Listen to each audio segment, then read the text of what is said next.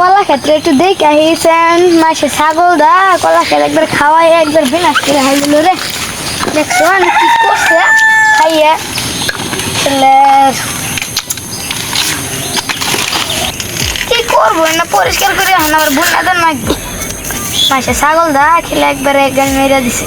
এই বেল মাথা এটা কার গোঠা দেখি দেখছো কে রে খাবো মারলো আমারে না ভূত টুত আছে নাকি কোন গাই কিছু দে আমার ঠাকুর মারলো রে কোন কে আমারে কি লাগা ভূত টুত আছে নাকি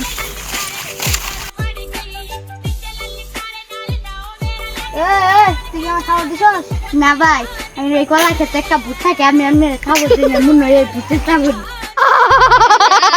আমি জায়গাটা কইছি বাপ